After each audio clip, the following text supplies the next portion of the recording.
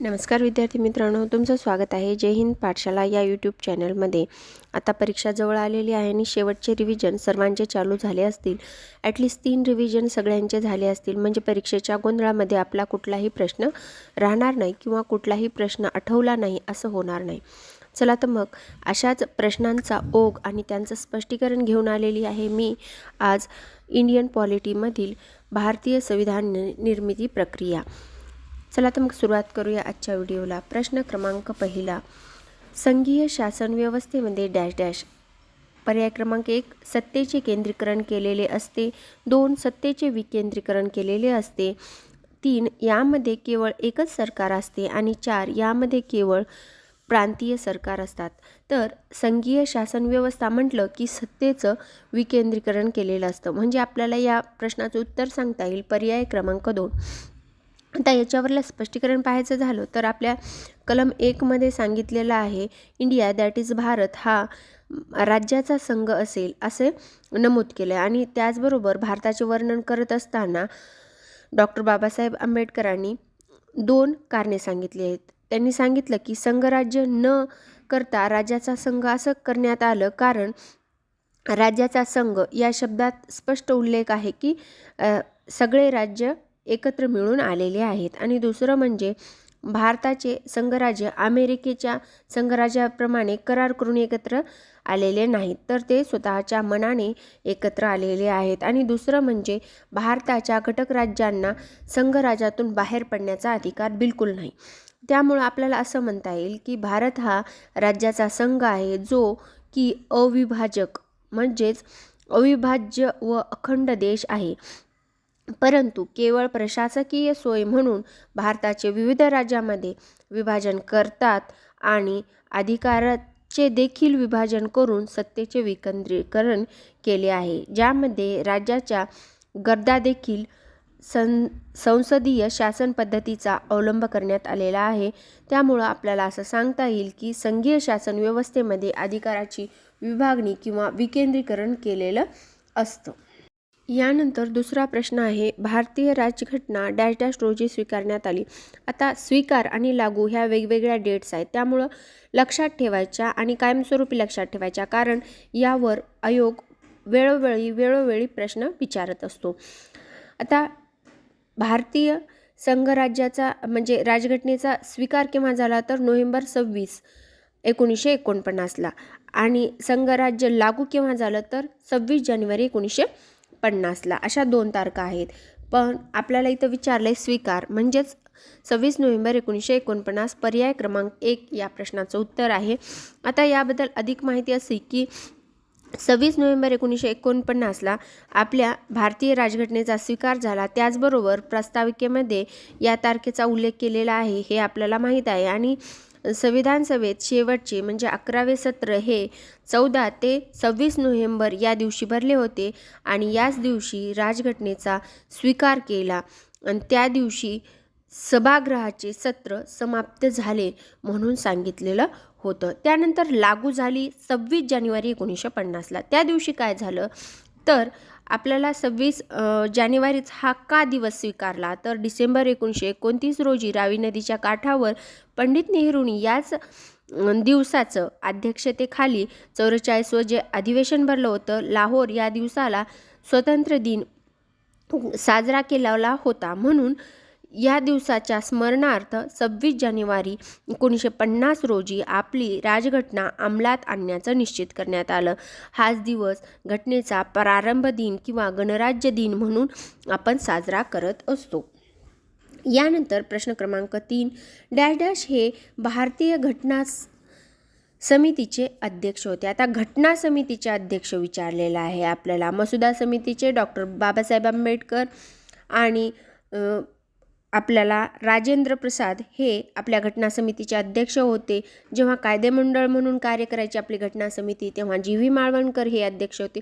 वेगवेगळे अध्यक्ष आपल्या घटना समितीला लाभलेले आहेत, पण हे 2-3 जसं की मसुदा समितीचे अध्यक्ष, मसुदा समितीची स्थापना, या सगळ्या गोष्टी लक्षात ठेवायच्या. त्याचबरोबर उद्दिष्टाचा ठराव कुणी मांडला किंवा उद्दिष्टाचा ठराव कधी पारित झाला, ह्या सगळ्या गोष्टी वारंवार आयोग विचारत असतं.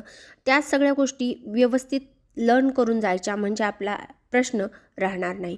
आणि या प्रश्नाचं उत्तर आहे पर्याय क्रमांक 3. राजेंद्र प्रसाद हे भारतीय घटना समितीचे अध्यक्ष होते. आता याबद्दल अधिक माहिती अशी की घटना समितीची पहिली सभा 9 डिसेंबर 1946ला भरली.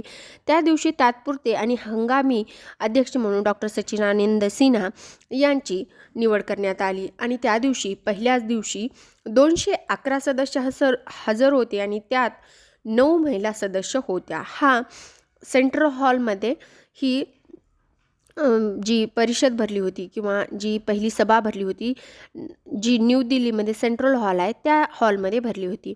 आणि फ्रान्सच्या पद्धतीनुसार आपण जे वयोवृद्ध माणूस आहे किंवा ज्येष्ठतम माणूस आहे त्यांना अध्यक्ष म्हणून निवडण्यात आलं होतं. आणि या सभेला मुस्लिम लीग मात्र गैरहजर होती. ही गोष्ट लक्षात ठेवायची. यावर आयोगाने प्रश्न विचारून झाला. मग या तात्पुरत्या हंगामी अध्यक्षांची नावाची शिफारस कोण केली होती? तर ते होते JB कृपलानी. आणि तात्पुरते उपाध्यक्ष होते फ्रँक अँथनी.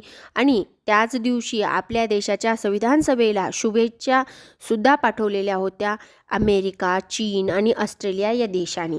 हे 3 देश लक्षात ठेवायचे, अमेरिका, चीन आणि ऑस्ट्रेलिया. आज जरी चीन आपल्या विरोधात कारस्थान करत असेल तरी त्या दिवशी ज्या दिवशी घटना समिती ची पहिली सभा झाली होती त्या दिवशी आपल्या घटना समितीला शुभेच्छा देणारा चीनसुद्धा देश होता. प्रस्तावना केली होती JB कृपलानी. त्यानंतर हे अधिवेशन चालत राहिलं आणि 11 डिसेंबरला आपल्या कायमस्वरूपी अध्यक्षांची निवड झाली, ज्यांचं नाव होतं डॉक्टर राजेंद्र प्रसाद. अध्यक्षपदासाठी अनुमोदन दिलं सरदार वल्लभभाई पटेल आणि पंडित नेहरू यांनी. सचिव होते HVR अय्यंगर आणि उपसचिव होते जुगल किशोर खन्ना. अनुमोदन दिलं वल्लभभाई पटेल यांनी. आणि कायदेशीर सल्लागार म्हणून नियुक्ती झाली होती सर BN राव ह्यांची. सर BN राव यांची कायदेशीर सल्लागार म्हणून नियुक्ती करणारे लॉर्ड वेव्हल हे होते. ही पण गोष्ट लक्षात ठेवायची, कारण यावर सुद्धा आयोग प्रश्न विचारू शकतो. उपाध्यक्ष 2 होते SC मुखर्जी आणि VT कृष्णमाचारी. त्यानंतर प्रश्न क्रमांक 4. भारतीय घटना समितीचं पहिलं अधिवेशन केव्हा भरलं? आत्ताच मी सांगितलं पहिलं अधिवेशन केव्हा झालं? 9 डिसेंबर 1946ला. म्हणजेच या प्रश्नाचं उत्तर आहे पर्याय क्रमांक 2. यानंतर प्रश्न क्रमांक 5. पहिल्या बैठकीच्या वेळी घटना समितीचे उपाध्यक्ष म्हणून कोणाला मनोनीत केलेलं होतं? आता उपाध्यक्ष कोण होते? Frank Anthony.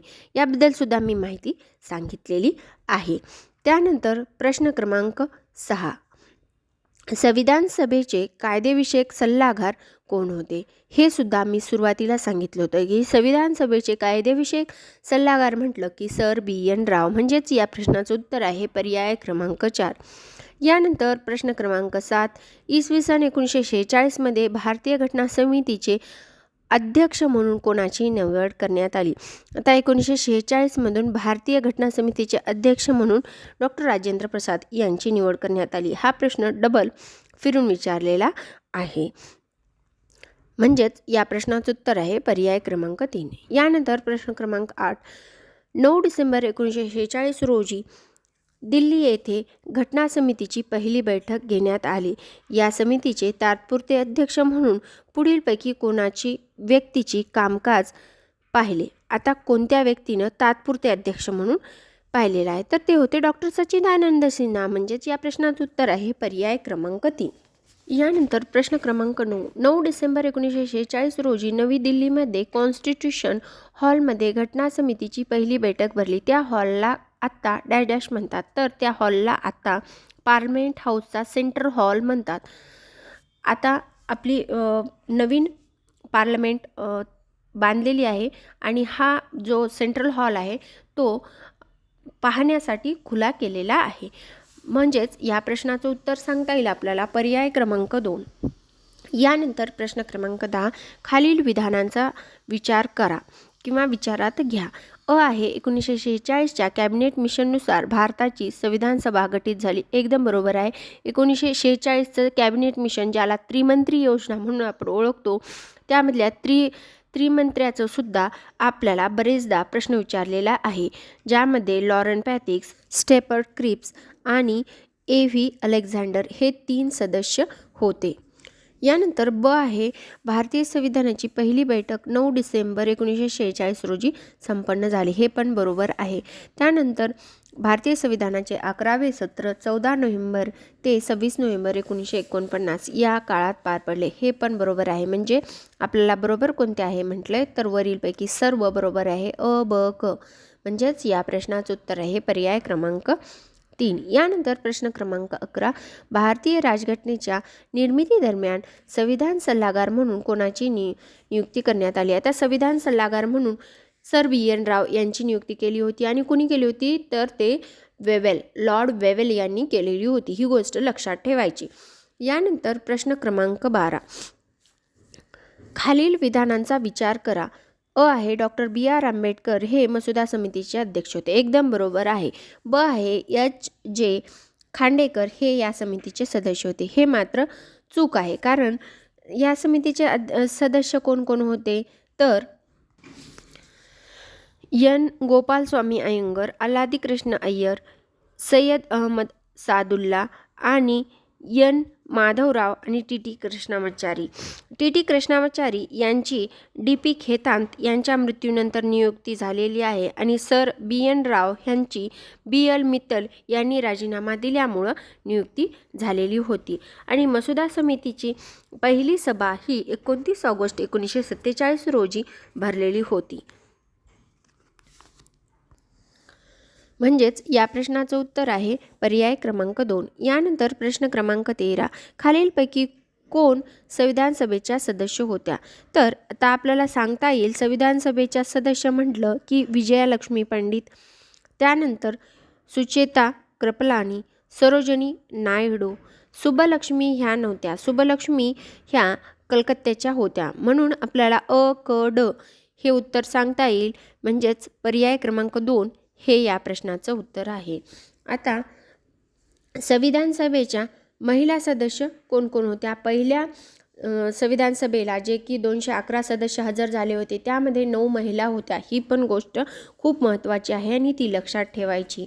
दुर्गाबाई देशमुख ज्या की CD देशमुखच्या पत्नी होत्या, अम्मू स्वामीनाथन, दाक्षायणी वेल्लू सदन, विजयलक्ष्मी पंडित, पूनम बॅनर्जी, मालती चौधरी, सरोजिनी नायडू, लीला रॉय, रेणुका रे, कमला चौधरी, सुचेता कृपलानी, बेगम रसूल, हंसाबेन मेहता, राजकुमारी अमृत कौर यांच्यावर सुद्धा एकदा प्रश्न येऊन गेलाय. केंद्रीय प्रांतातून कोणाची निवड झाली होती तर त्या राजकुमारी अमृता कौर ह्या होत्या. यानंतर प्रश्न क्रमांक 14, राजकुमारी अमृता कौर ह्या कोणत्या मतदारसंघातून संविधान सभेवर निवडून आलेल्या होत्या. आत्ताच मी सांगितलं की त्या केंद्रीय प्रांतातून निवडून आलेल्या होत्या. म्हणजेच या प्रश्नाचं उत्तर आहे पर्याय क्रमांक 2. यानंतर प्रश्न क्रमांक 15, कोणत्या अल्पसंख्याक समाजाला घटना परिषदेत विशेष प्रतिनिधित्व देण्यात आलेलं होतं. ते होते शीख. म्हणजेच या प्रश्नाचं उत्तर आहे पर्याय क्रमांक 1. आता कॅबिनेट मिशन म्हणजेच त्रिमंत्री योजना ने संविधान सभेची रचना केली होती. आणि निवडणूक पद्धत आणि जागाचे विभाजन हे कसं केलं होतं तर एकूण निवडायचे सदस्य किती होते आपल्याला 379. मग त्यांचं कसं विभाजन केलेलं होतं तर ब्रिटिश प्रांतमध्ये 292 दिले होते. चीफ कमिशनर ज्याला आपण हाय कमिशनरचे प्रांत म्हणत होते त्यांना 4 जागा दिल्या होत्या. म्हणजे आपल्याला असं म्हणता येईल की 4 आणि 2 6 म्हणजे 296 जागा ह्या ब्रिटिशांना होत्या, 93 जागा ह्या संस्थानिकांना होत्या आणि 4 जागा ह्या सिखांना आरक्षित होत्या. 79 जागा ह्या मुस्लिमांना आणि 213 जागांवर सर्वसाधारण असे सगळे मिळून 389 सदस्य होते. पण ज्यावेळेस त्रिमंत्री योजना आली आणि संविधान सभा गठीत झाली त्यावेळेस पाकिस्तानचे मुस्लिम लीगचे सदस्य गैरहजर होते. यानंतर 16वा प्रश्न त्यांच्याशीच रिलेटेड आहे. कॅबिनेट मिशन योजनेचे संदर्भात जुळवणी करा. आता कॅबिनेट मिशननुसार किती जागा होत्या एकूण तर एकूण जागा होत्या 339. म्हणजे अ आहे, निवडण्याची एकूण सदस्य संख्येला 389 म्हणजे क ला 4 अ ला 4 तर अ ला 4 हे 2 ठिकाणी आहे, म्हणजे आपोआप एलिमिनेट झाले 3 आणि 4. त्यानंतर संस्थानिकांचे प्रतिनिधी किती जागांवर येणार होते, तर ते होते 93, म्हणजे दुसरंसुद्धा एलिमिनेट झालेलं आहे. आणि या प्रश्नाचं उत्तर आहे पर्याय क्रमांक 1. परत आपण पाहून घेऊया. उच्च आयुक्तांचे प्रांत, ज्याला आपण हाय कमिशनरचे प्रांत म्हणतो, त्यांना 4 जागा होत्या. प्रांताचे प्रतिनिधी हे 292 असे होते. यानंतर प्रश्न क्रमांक 17, जोड्या लावा. आता एकीकडे आपल्याला पक्ष दिलेत आणि दुसरीकडे त्या पक्षाचे नेते दिलेले आहेत. अ आहे मुथाई चेट्टियार आणि एक आहे मुथाई चेट्टियार आणि पहिला पक्ष आहे काँग्रेस. ब आहे हिंदू महासभा. क आहे शेड्यूल कास्ट फेडरेशन. ड आहे जस्टिस पार्टी. आणि आता याचं उत्तर आहे, आता काँग्रेसचे होते अब्दुल कलाम आझाद. त्यानंतर हिंदू महासभेचे होते श्यामा प्रसाद मुखर्जी. त्यानंतर शेड्यूल कास्ट फेडरेशनचे आपल्याला माहीत आहेत डॉक्टर बाबासाहेब आंबेडकर. आणि जस्टिस पार्टीचे होते मुथाई चेट्टियार. म्हणजेच या प्रश्नाचं उत्तर आहे पर्याय क्रमांक 1. यानंतर प्रश्न क्रमांक 18, कोणत्या राजकीय पक्षाचे संविधान सभेत केवळ 1 सदस्य होते. आता यावर आपल्याला एक अशी गोष्ट लक्षात ठेवेल की पक्ष आणि एक जागा मिळाल्या. आता काँग्रेसला किती जागा होत्या, तर त्या होत्या 208. मुस्लिम लीगला 73 जागावर निवडून आले होते. पण साम्यवादी कम्युनिस्ट पक्ष 1 जागा, युनिनिस्ट मुस्लिम 1 जागा, युनिनिस्ट पक्ष 1 जागा, युनिनिस्ट शेड्यूल कास्ट 1 जागा, कृषक प्रजा पक्ष 1 जागा, शेड्यूल कास्ट फेडरेशन 1 जागा, शीख 1 जागा आणि अपक्षांना सुद्धा 8 जागा मिळाल्या होत्या.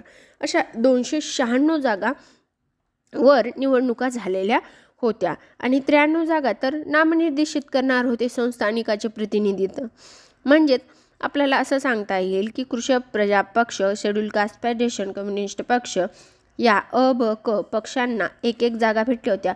अपक्षाचे उमेदवार मात्र 8 होते. म्हणजेच या प्रश्नाचं उत्तर आहे पर्याय क्रमांक 4 अ, ब, क. यानंतर प्रश्न क्रमांक 19, खालीलपैकी 1935च्या भारत सरकारच्या कायद्याची वैशिष्ट्ये कोणती. अ आहे प्रांतीय स्वायत्ता. ब आहे संघराज्याचे न्यायालय. क आहे केंद्रीय द्विदल राज्यपद्धती. आणि ड आहे 2 ग्रह सभागृह असलेली संघीय कायदेमंडळ. तर हे सर्व 1935च्या कायद्याचं वैशिष्ट्य आहे. कारण आतासुद्धा आपला जी राजघटना आहे त्याच्यामध्ये 250+ तरतुदी हा 1935च्या कायद्यातूनच घेण्यात आलेल्या आहे. आपण आता 1935चा कायदा पाहून घेऊया. 1935च्या कायद्यात एकूण 321 कलमे, 10 परिशिष्टे आणि 14 भाग होते.